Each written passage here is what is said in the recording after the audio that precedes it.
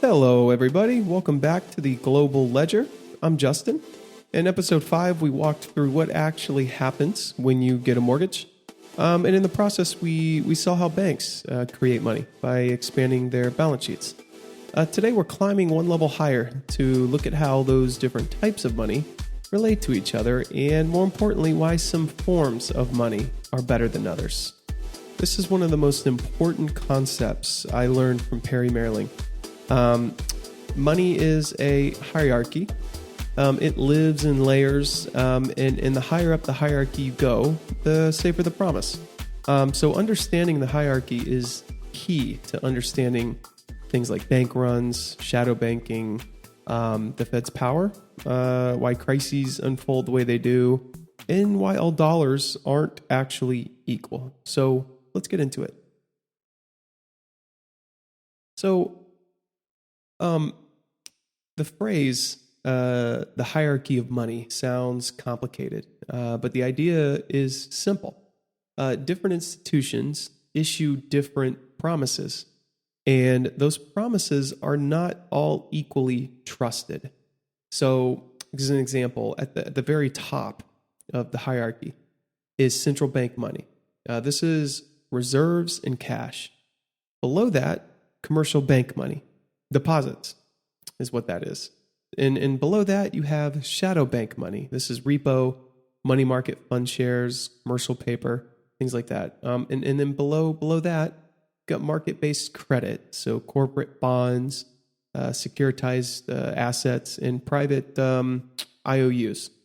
So the key idea is this. Higher level promises settle lower level promises. And lower level promises depend on higher level promises is the best way I can put this. The structure determines what counts as money, what counts as almost money, and what falls apart in a crisis. So I think the best thing to start talking about is to bring in central bank money. So at the top of the hierarchy is the central bank, the Federal Reserve. So the Fed issues reserves, which is used by banks, and currency, which is used by everyone. So this is the safest form of money because it has no credit risk. It settles immediately. And the central bank can always create more of it. But when banks owe each other money, they settle in reserves because that is the ultimate form of payment. And so we can say that reserves are money for banks and deposits are money for people.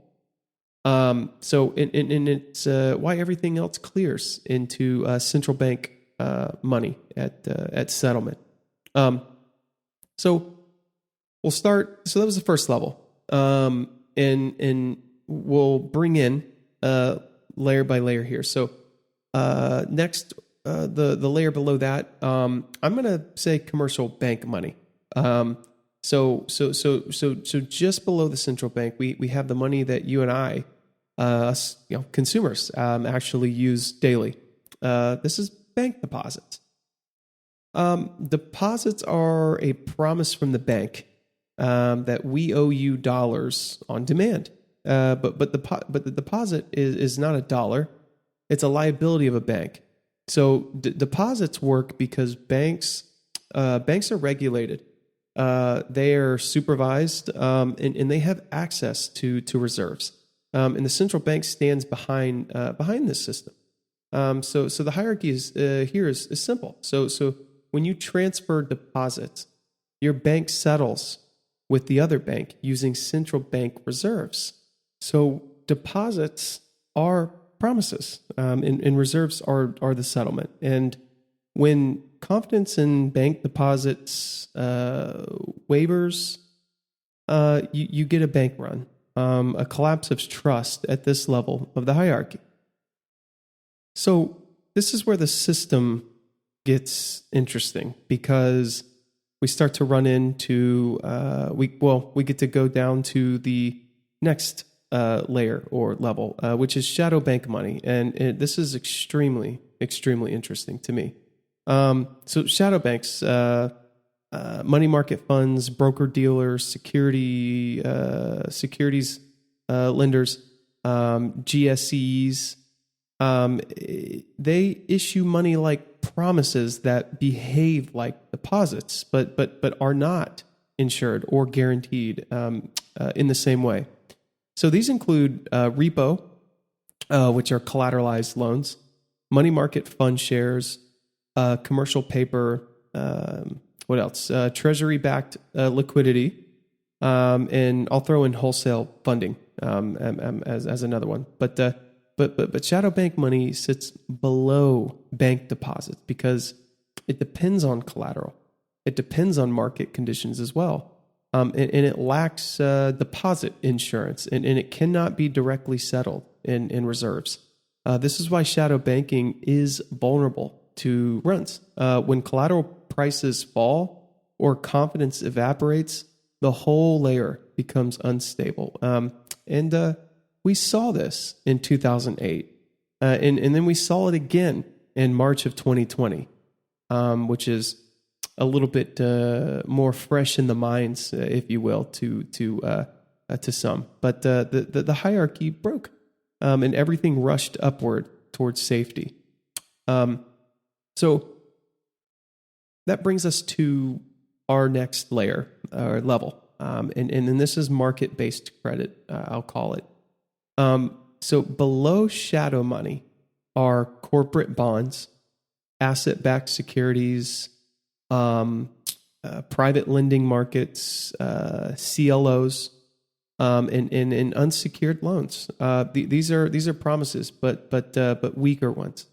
They're far from money, and these instruments depend on market liquidity, collateral valuations, dealer intermediation, which we talked about before, credit worthiness, and funding conditions, of course. But and when liquidity dries up, discounts appear instantly because these promises cannot be easily turned into higher level money.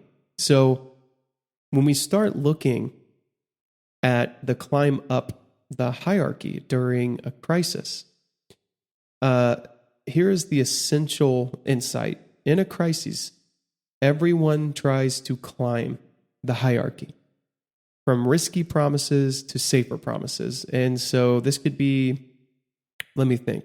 So this could be from corporate paper to repo. This could be from repo to deposits, from deposits to reserves, from reserves to treasuries, and from treasuries to central bank support.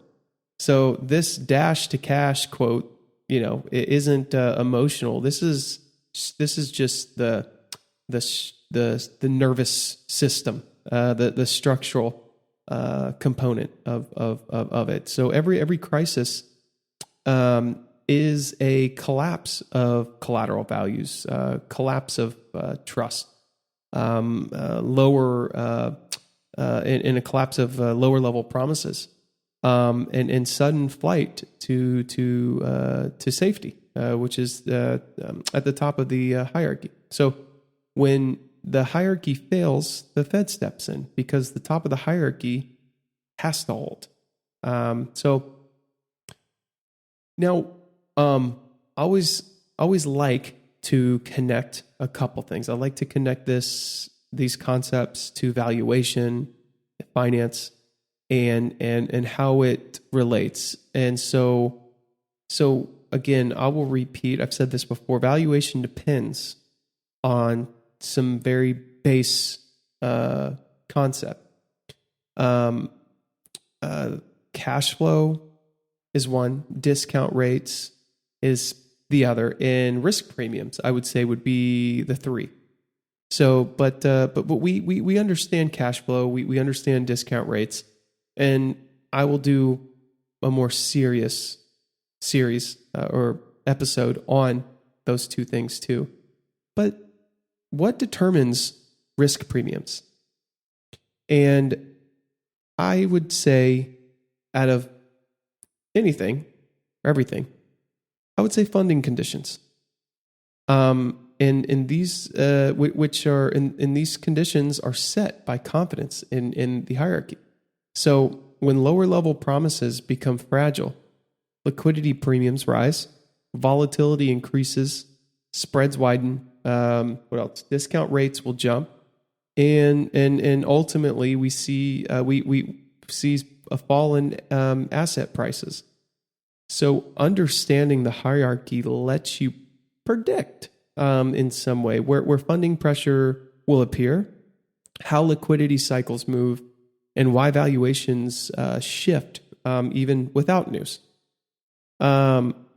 So, and ultimately, what does this accomplish? Well, what I think it accomplishes is the understanding, anyways.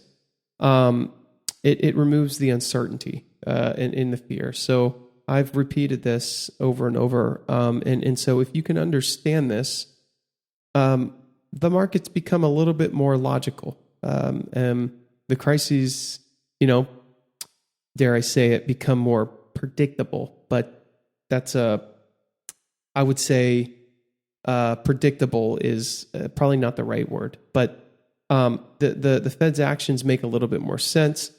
And shadow banking becomes visible. So, and money stops looking, like magic and starts looking like accounting. So fear, I believe, comes from confusion, and confidence comes from clarity. So, and this show exists to give you that clarity, or I hope it gives some clarity at least. So thank you again for listening. This was episode 6 of the Global Ledger, and we broke down the hierarchy of money, why some promises are safer than others, why the system stacks up the way it does, and how crises reveal those hidden layers. Next episode, we're going into how banks actually work. And what I mean how banks actually work, I mean how bank runs actually work, and why they happen without depositors ever showing up. Should be interesting. And so it's another phenom that is misunderstood, and actually one of the most important. So once again, I'm Justin, and thank you for being here.